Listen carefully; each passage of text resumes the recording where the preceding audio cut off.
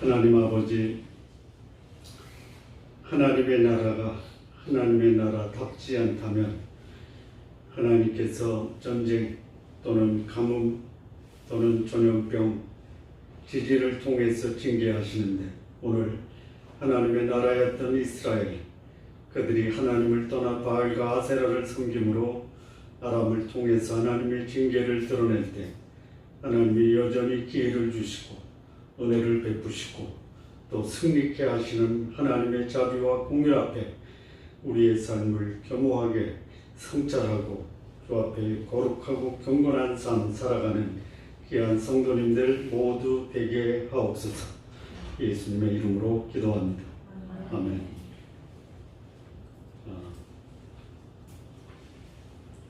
하나님이 아합에게 하나님은 살아계시고 바알과 아세라는 죽었다라는 것을 확증해 주셨습니다. 하나님의 사람들이 죽은 신을 섬기는 게 익숙합니까? 살아계신 하나님을 섬기는 게 익숙합니까? 너무 질문이 어려운 거예요.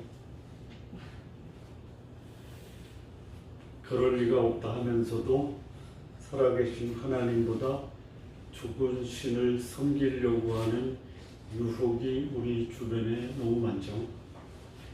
죽은 신이 뭡니까? 바알과 아세라, 잘 살면 된다라는 생각이 죽은 신입니다. 권력을 가지면 모든 것을 할 수 있다라고 하는 것이 죽은 신입니다. 그런데 그런 신에 우리가 훨씬 더 가까이 가고 있다. 아니다라고 하나님이 450명의 바알의 선지자를 소위 목숨을 거두신 그 장면을 아합이 목격하고 또 자신이 목격한 하나님의 살아계심을 그의 아내 이세벨에게 전합니다. 그러면 이 아합과 이세벨 부부는 하나님 앞에 무릎 꿇고 회개해야 되잖아요. 회개를 안 한다. 이게 회개하는 게 놀라운 겁니까? 안 하는 게 놀라운 겁니까?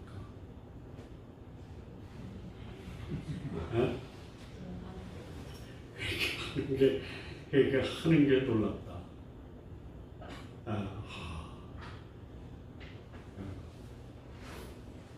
그래서 하나님이 이세벨을 통해서 엘리야를 죽이려고 하는 이 소위 죽은 신의 계략 앞에 엘리야가 도망갑니다. 그것도 놀라운 거예요. 하나님의 살아계심을 경험하고 하나님의 능력을 실제 자신의 손으로 행했던 엘리야가 죽은 신을 섬기는 권력자 앞에서 무너지고 도망간다라는 것도 놀라운 거죠. 이런 일이 엘리야에게 일어납니까? 아니면 오늘 우리들에게도 일어날 수 있습니까? 일어날 수 있어요. 네, 하나님이 엘리야를 위로하시고 또 그에게 다시 한번 일어설 수 있는 기회와 용기를 주십니다. 그래서 하나님이 호렙산에서 엘리야에게 아주 세미한 음성으로 내가 너를 통해서 아람의 핫사엘에게 기름을 붓거든, 이스라엘의 에후에게 기름을 붓거든, 엘리사에게 기름을 붓게 할 것이다. 그리고 핫사엘이 아합의 가족을 죽일 것이고 남은 자는 에후가 죽일 것이고 그리고 남은 자는 엘리사가 죽일 것이다. 여러분, 아합이 누구 손에 의해서 죽습니까? 하사엘. 그러니까 베나다시 이제 전쟁을 하고 나서 병에 걸려요. 그래서 병에 걸리니까 하사엘을 통해서, 이 벤하닷이 하사엘을 통해서 하나님의 사람에게 와요. 벤하닷이 어떻게 될 것 같습니까? 했더니 살아난다. 그 벤하닷이 살아나요.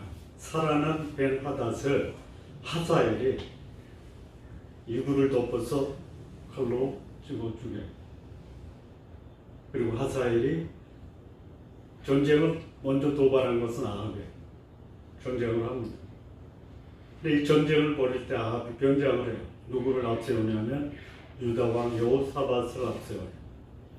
네가 내 대신 내 옷을 입어라. 그래서 이제 아람 군대가 보니까 아합인 줄 알고 쫓아가서 보니까 아니에요. 그때 아합은 도망간 거예요. 변장하고. 근데 누군가 화살을 당겼는데 그게 아합에게 가서 맞은 거예요. 거기서 죽어요. 네. 선지자 하나니아의 아들 예후, 이거는 나중에 아합 가문을 멸망시킨 예후와는 다른 예후입니다. 성에서 죽으면 개가 먹고 밖에서 죽으면 새가 먹는다. 그런데 이 아합의 시체를 끌고 사마리아 성에 돌아올 때 마차에서 아합의 피가 떨어지니까 그것을 개들이 핥았다. 남은 자 이세벨은 누가 죽여? 예후가 죽여. 엘리사가 사람을 죽였다라는 말을 못 보겠어요.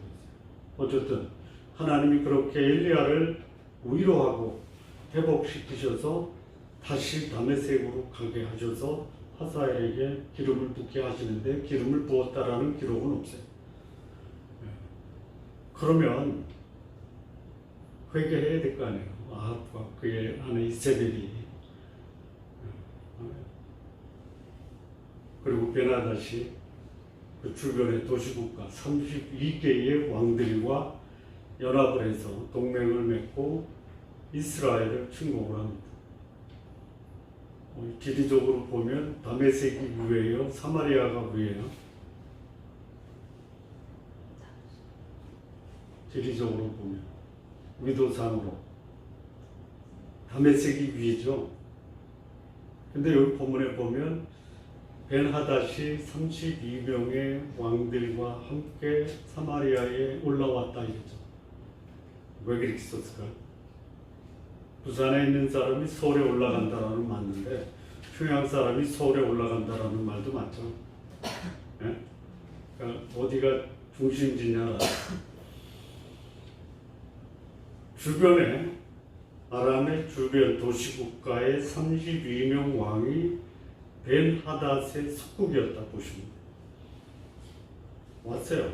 어디까지 왔어요? 사마리아까지 왔어요. 그러면 그러니까 이스라엘이 단에서부터 에브라임까지거든요. 사마리아가 에브라임 땅 바로 위에요. 거기까지 온 거예요. 그러면 그 오기까지의 이스라엘의 성들은 다 벤하닷의 통치하에 있는 거예요.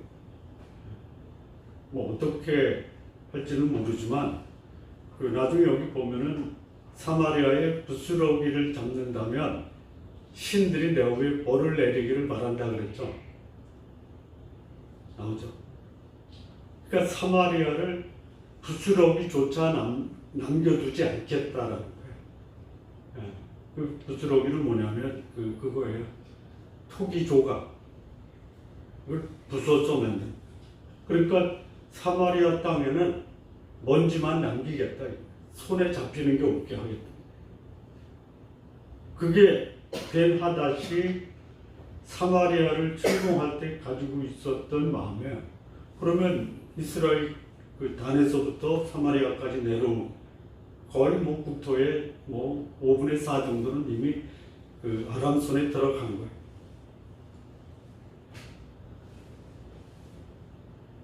그런 지경이에요. 보고 받았겠죠, 아합이. 그 이제 사마리아를 둘러싸고 있는 벤하닷이 사신을 보내요, 성 안으로. 아직까지 사마리아는 무너지지 않은 거예요. 아합에게 사신을 보내서 하는 말이 뭐냐면, 내일 이맘때 내 아내들, 내 아들들 가운데 아름다운 자들을 내가 대로 가겠다. 이렇게 사신을 보내서 아합을 압박합니다. 그 말을 들은 아합이 뭐라고 하냐면 당신의 뜻대로 하십시오. 내 아내와 내 자녀들의 아름다운 자는 다 당신의 것입니다.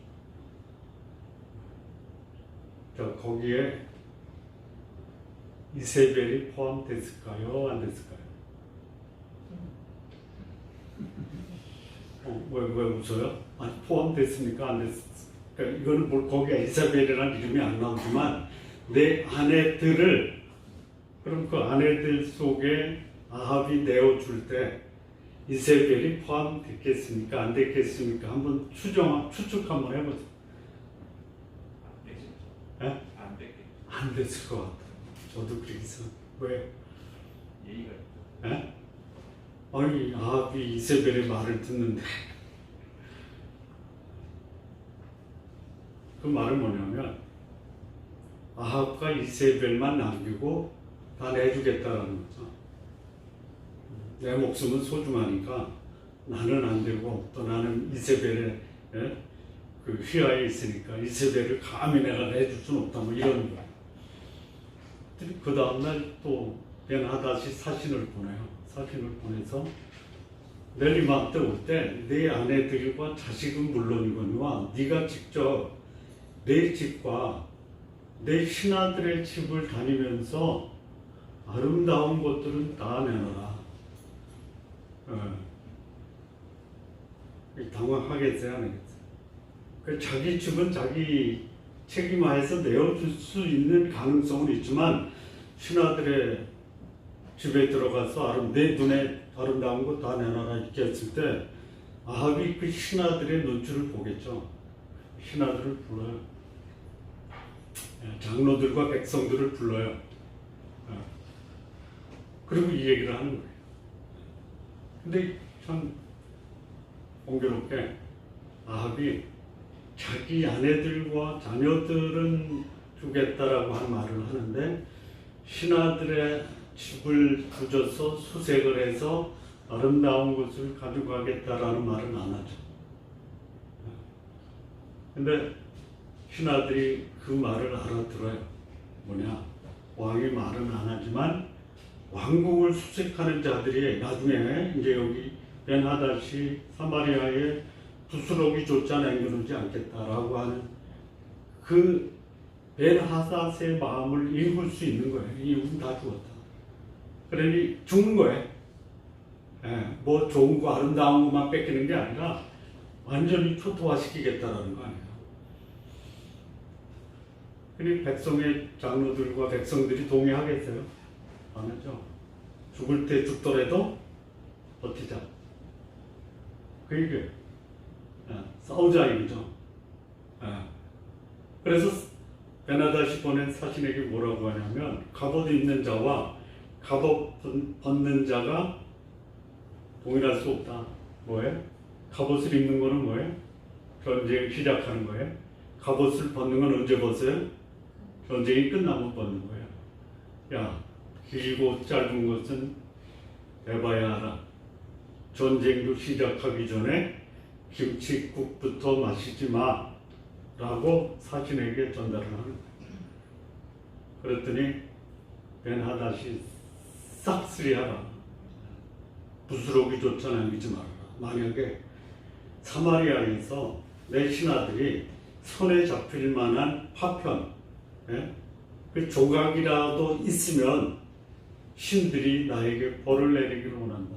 이렇게 장담을 해요. 그리고 뭐해요? 벤하닷이 뭐합니까? 술 먹어요. 술 먹고 전쟁하면 반드시 패한다.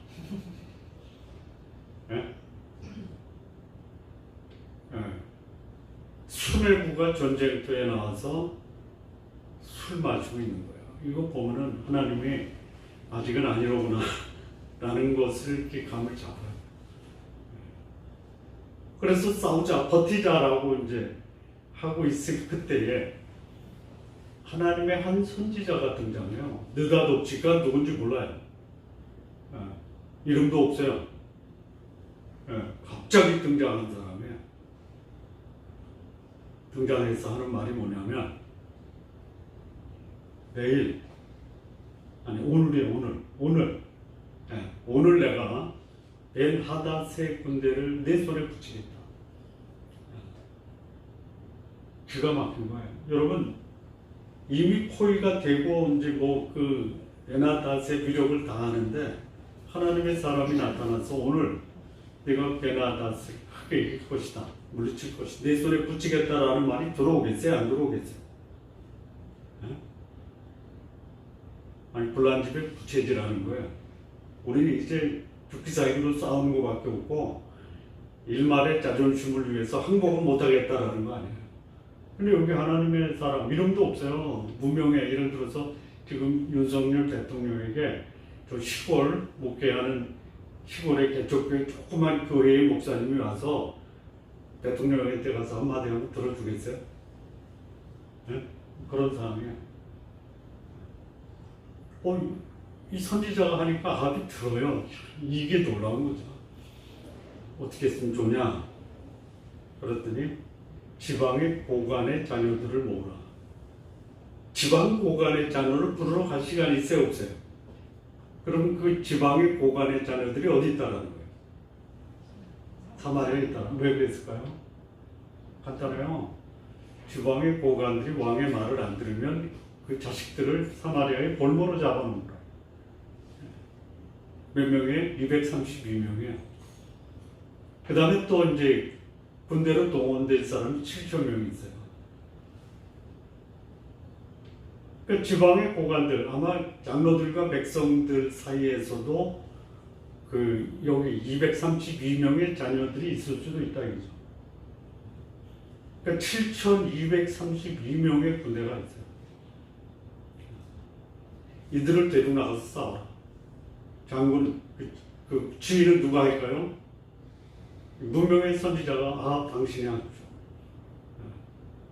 그래서 먼저 232명을 그 벤하닷과 32명이 이제 진치고 있고 아람의 군대들이 그 진치고 있는 거기에 나가는 거예요. 그러니까 이제 보고하잖아요. 정탐꾼이 사마리아 성에서 사람이 나옵니다. 그랬더니 벤하닷이 뭐래요? 화친을 하러 나오든 싸우러 나오든 다 사로잡아. 놀라운 거예요. 뭐가 놀라우냐? 232명이 나가서 크게 이겨요. 물론 그 나중에 이제 아합도 나가고 7,000명도 나가고 이 전쟁이 크게 이겼더라. 이게 오늘 본문의 말씀입니다. 자, 이 핵심이 뭐예요? 핵심이 뭐예요? 참 재밌다. 스토리 재밌다. 재밌죠? 재미없나? 이 핵심이 뭐예요? 자, 하나님이 아합을 징계하겠다라고 이미 선포하셨잖아요. 하사엘을 통해서 죽이겠다. 안 죽이시잖아요. 그런데 죽일 수 있는 군대를 보내잖아요. 자, 벤하닷을 통해서 죽이겠다라는 말씀 안 했죠. 하사엘을 통해서 죽이겠다라고 했죠. 그 말은 뭐예요? 아직은 아합에게 기회를 주고 계시다는 거예요. 우리 같은 경우는 기분 나쁘면 그냥 단번에 결정해버리죠. 결론부터 내리고 행동하죠. 네? 하나님은요, 결론을 내는데 그 결론을 감행하기까지는 충분한 시간과 기회를 주신다라는 게 본문의 메시지. 자, 여기 이제 이런 아합과 벤하닷의 1차 전쟁에, 그러니까 아람과 3차 전쟁에서 아합이 죽습니다. 그것도 몇 년이냐면 1차, 2차 전쟁 후에. 그러니까 1차 전쟁에서 패하고 돌아가요. 그리고 그 다음 해에 이 벤하닷이 다시 전열을 정비해가지고 또 공격해요. 그리고 패해서 돌아가요. 돌아가고 3년 후에 이제는 아합이 덤벼요. 아람에게 빼앗긴 뭐죠? 길르앗 라못 성을 차지하겠다. 이 전쟁을 벌이다가 거기서 하사엘에게 이런 1차 전쟁의 정황을 보면요, 이게 소위 하나님의 역사와 하나님 나라의 지도자가 보여주는 모습에 대비됩니다. 자, 아합이 개인적으로 대응한 게 그 소위 1절부터 6절까지. 베나다시가 다 내 거다. 다 내 거다. 그리고 내 신하의 집에서도 내 기뻐하는 거, 내 눈이 기뻐하는 거 다 가져가리라. 거기서 마음대로 하십시오. 내 집은 마음대로 하십시오. 신하의 집에서 또 가져가겠다라는 말은 나중에 뭐라고 하냐면 처음에 약속한 것은 내가 그대로 수행하리지만 이것은 안 됩니다. 이것이 뭐냐면 그러니까 그대로 번역한 거예요. 영어 충고에서 this that이죠. 예? that은 뭐예요? 첫 번째 거예요. 앞에 거예요. this는 뭐예요? 뒤에 거예요. 이것이라는 뭐냐? 두 번째 약속. 두 번째 베나다시 요구한 거 있죠. 신하들의 집에 들어가서도 아름다운 것들을 다 가져가라. 그건 안 된다. 할 데 없어요. 세상에 아주 무기력해요. 예? 아니 아합이 그렇게 무기력하게 된 게 뭐예요? 옛날에 다윗 때는요, 이 아람이요, 소위 이스라엘의 조공을 바쳤던 나라예요. 솔로몬 때도 마찬가지예요. 솔로몬이 타락해서 이 아람의 왕, 그 족장이 왕이 돼가지고 위협이 됐어요. 그런 나라가 이제는 뭐예요? 이스라엘 전체를 완전히 초토화시킬 수 있는 그런 능력, 위력을 가지고 있는 그 앞에서 무릎.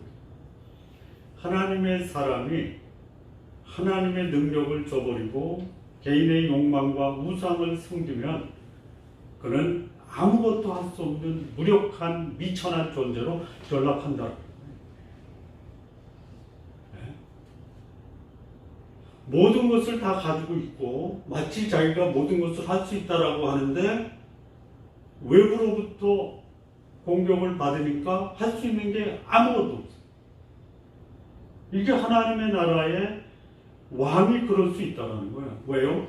하나님을 버리고 우상을 숭배하고 백성들을 제 가운데로 몰아가면 무기력한 존재로 전락되고 만나요.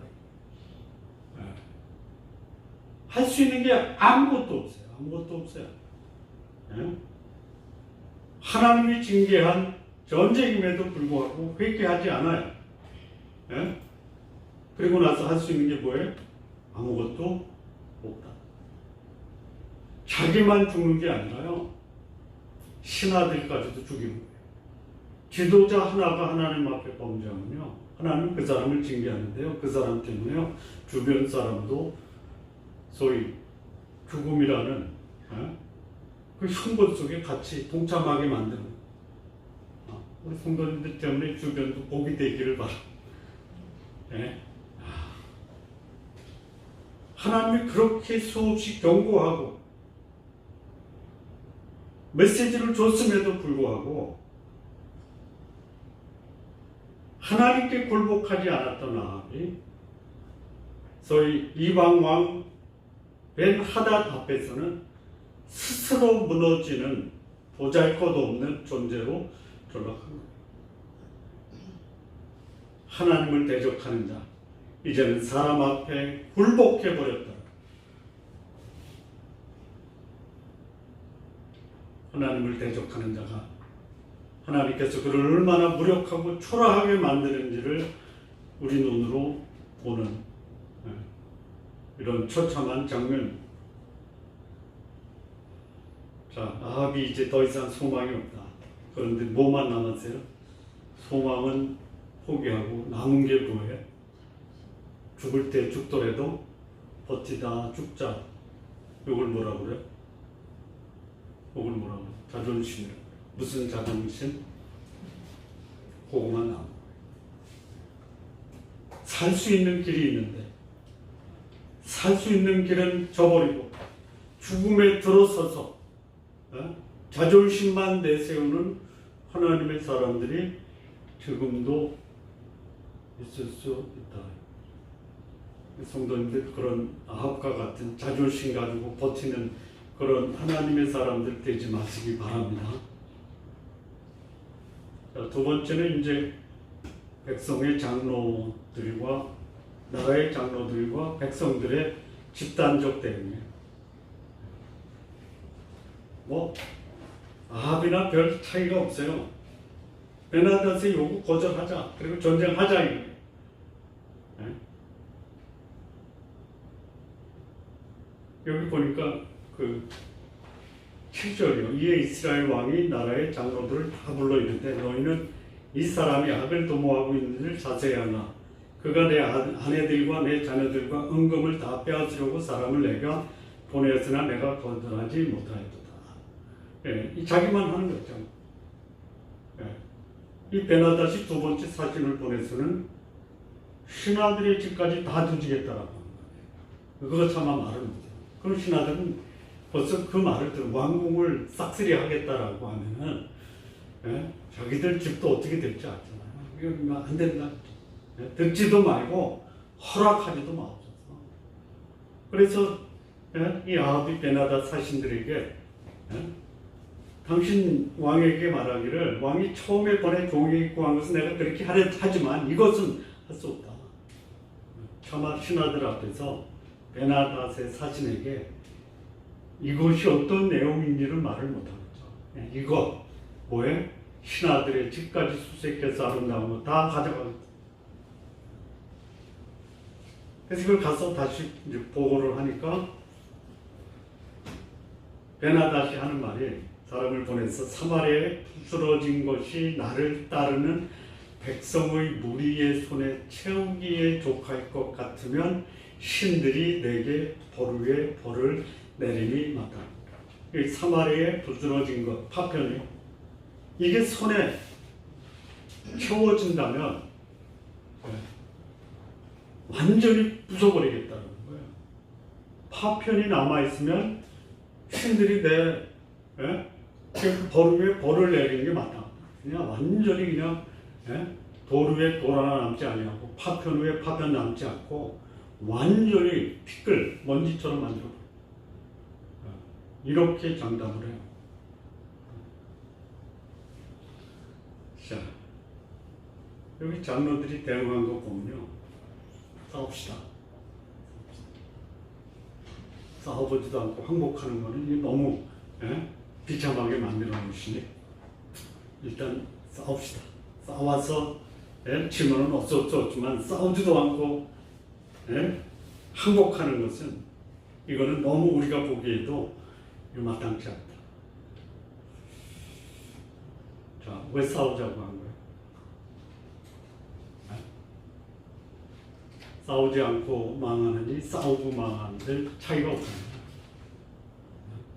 자, 진짜 여기서 신하들 중에 지혜롭고 현명한 지혜가 있다면 이런 상황에서 어떤 제안을 했어야 됐을까요? 여러분들은 어떻게? 우리 왕궁 한 구석에 가서 아니면 왕궁 위에 거기 저기 없지, 성전이 없죠. 골방에 가서 기도합시다. 이렇게 하겠어요, 안 하겠어요? 하겠어요, 안 하겠어요? 그런 신하가 없었어요. 미국 남북전쟁 때 북군이 위기에 몰렸어요. 남군의 리 장군이 이제 거의 그 버지니아, 메릴랜드하고 버지니아 강하나 사이에 거기까지 왔어요. 이 백악관의 참모들이 놀란 거예요. 링컨 대통령에게 느닷없이 질문합니다. 각하, 하나님은 누구 편입니까? 누구 편이에요? 하나님 누구 편이에요? 그렇게 질문하면 답변이 굉장히 궁색하죠. 링컨이 어떻게 대답했냐면 하나님이 누구 편인 것은 중요하지 않다. 우리가 누구 편이라가 중요하다. 남쪽 사람들은 그럴 거 아니에요. 하나님 우리 편이다 할 거 아니에요. 북쪽 사람도 하나님 우리 편이다 할 거 아니에요. 링컨은 말하기를 하나님이 누구 편인가는 중요하지 않다. 내가 하나님 편이냐, 내가 하나님 뜻에 합당한 삶을 사느냐가 중요하다. 그런 사람이 없었어요. 여기 하나님 편에 속한 사람이 있었다면 믿음의 안목으로 하나님의 안목으로 이 상황을 봐야 돼요. 이 전쟁이 왜 일어났습니까? 이거 봐야 될 거 아니에요. 그거를 말하는 사람이 없어요. 이래 죽고 저래 죽고 마찬가지니 싸우다가 죽자라고 하는 말밖에 없어요. 그건 답이 아니에요. 왜 이 전쟁이 벌어졌는지, 하나님이 우리에게 무슨 말씀을 하시려고 하는지를 들어봅시다. 없어요. 그 다음에 싸우자고 한 사람이 싸우면 어떻게 될 거 알죠? 알잖아요. 완전히 부서지는 거예요. 한국하는 게 낫죠.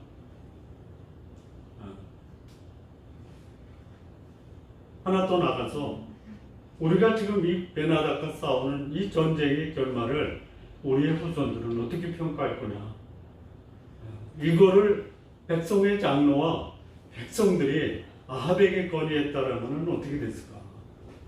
그러면 일단 회개부터 했을 거예요. 하나님의 도움을 구할 거예요. 안 하잖아요. 이게 이제 소위 하나님 나라에 하나님이 없는 모습이에요.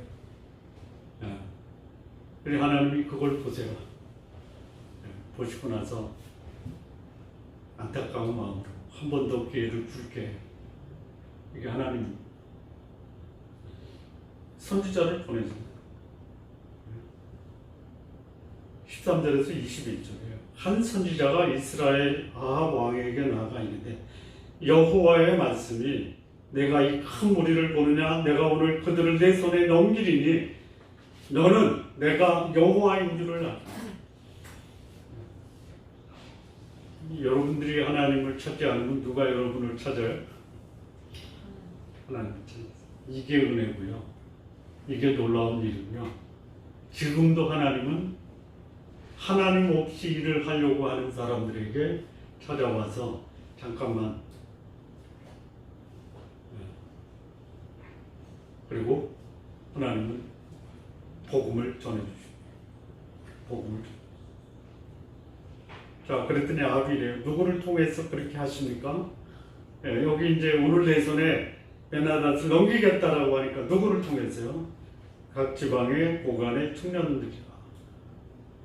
뭐 거기서 갑자기 지방에 파발을 보내가지고 청년들을 모아온 게 아니에요. 얘는 사마리아에 거주하고 있는 지방의 고관의 자녀들이 있어요. 232명.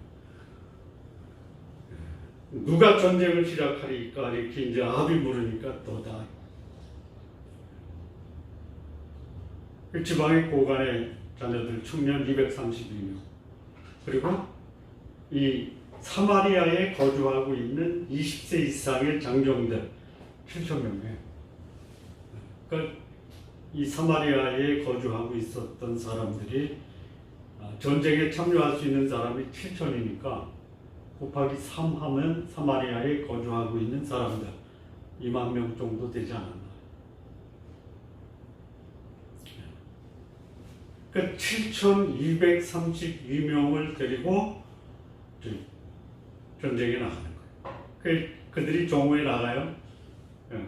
오늘 하나님이 베나닷과 아람 군대를 아합 손에 맡긴다라고 했으니까 넘긴다고 했으니까 나가요. 근데 이 베나닷이 장막에서 32명의 왕들과 더불어 마시고 취한 중이에요. 이게 하나님의 역사입니다. 시중에 뭐 한 말이 진실이다라고 하는데 그게 진실입니까? 에? 뭐라 그러죠? 치중 원골 아니? 에? 뭐야? 진다. 진다. 치중 진담? 진담. 치중에 진담이 나오나요? 객긴가요? 성령에 충만한 사람은 진실을 말해요. 치중에 말한 사람은요, 요게 객기나 고성입니다. 이미 하나님이 이스라엘에게 베나닷을 넘기려고 이런 분위기 만들어 놓으셨어요. 승리도 하기 전에 승리했다라고 지금 승리의 저축년을 베풉니다. 거기 나가요. 나오니까 베나다시 말하기를 화친하러 나올지라도 사로잡고 싸우러 나올지라도 사로잡고. 그랬더니 이제 각 지방의 고관 청년들 또 그를 따르는 7천 명의 군대가 성읍에서 나가서 소위 각각 적군을 쳐 죽이니까 아람 사람들이 도망가고요. 벤하닷도 말을 타고 도망가요. 여기 각각 적군을 쳐 죽임에, 아니 죽임에 하면 되는데 왜 쳐 죽여요? 에? 어떤 의미가 있어요? 죽이는 것과 쳐 죽이는 것의 차이가 뭐예요? 에? 자, 예를 들어서 죽이는 것은요, 단숨에 활이나 칼로 쳐 죽이는 거예요. 쳐 죽이는 거예요. 그러니까 그냥 순식간에 죽이는 건 죽이는 거예요. 근데 몽댕이로 패대서 죽이는 거 있죠? 그거 쳐 죽이는 거예요. 상황이 어때요? 자, 이스라엘 723명이 그 베나닷의 아람 군대의 진영을 쳐들어가서 쳐 죽이는 거예요. 그 모습을 본 아합이나 이스라엘 군대가 어땠을까요? 그 전에는 그야말로 그냥 초죽음 돼가지고 죽었구나라고 그냥 위축되어 있던 이스라엘 군대가 완전히 상해요. 누가 하신 거예요? 하나님이 하시는 거로. 그걸 안 믿어. 근데 다행히 아합이 믿었어요. 오늘 하나님의 사람들이요, 어려운 일을 당할 때 하나님을 의지합니까? 사람을 의지합니까? 사람을 의지하려고 하는 경향이 있어요? 아니면 사람이 도와줄 수 있는 사람이 있다 하더라도 하나님께 의지해서 하나님의 도움을 구하려고 하는 성향이 하나님의 사람들에게 있습니다. 어때요? 사람을 구하려고 그래요. 사람 찾아가요. 그리고 사람이 안 도와주면 그 다음에 어떻게 결론을 내려요? 다 끝났다. 다 끝났습니까? 아니다. 하나님이 계시고 전능하신 하나님이 계시다라는 것을 활용하지 못하는 불신의 모습이 하나님의 사람들에게 있다. 하나님을 믿는다라는 사람이 하나님을 안 믿는다. 그리고 세상에서 절망한다. 그런 하나님의 사람을 하나님이 아니다, 내가 있다. 내가 승리를 보장한다. 어떻게 해요? 네가 가지고 있는 거 활용하라. 그리고 적군은 내가 잡아놓겠다. 아니 보세요. 기드온 때도 300명의 기드온 용사가 미디안 족속을 무찌른 게 아니에요. 하나님이 하신, 자기들끼리 싸워 죽이죠. 하나님이 행하시는 것을 보시기 바랍니다. 이 전쟁이 나를 향한 하나님의 징계다라는 그 앞에서 회개하고, 내가 무기력하고 아무것도 할 수 없고 하나님의 도움을 구하지 않을 때 하나님이 나를 찾으셔서 나의 문제를 해결해 주시는 이런 경험이 우리 성도님들에게는 일어나지 않기를 바랍니다. 무슨 말인지 아세요? 하나님의 도움을 하나님이 하시기 전에 내가 먼저 하나님 앞에 나가 회개하고 하나님과의 관계를 회복하는 것이 먼저다. 하나님도 안 도와주실 것이다. 포기할 때 그때 하나님이 여러분에게 간섭하게 하시지 마시라.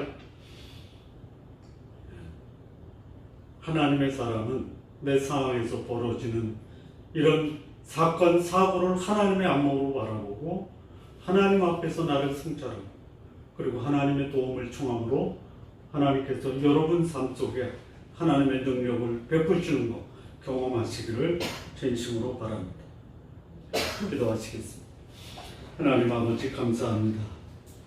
우리의 인생이 마치 전쟁과 같지만 전쟁을 바라보는 안목을 하나님의 안목으로 바라보고 하나님 앞에서 성찰하고 하나님의 도움을 구하며 하나님께서 이루시는 놀라운 역사 우리 모두 경험케 하옵소서.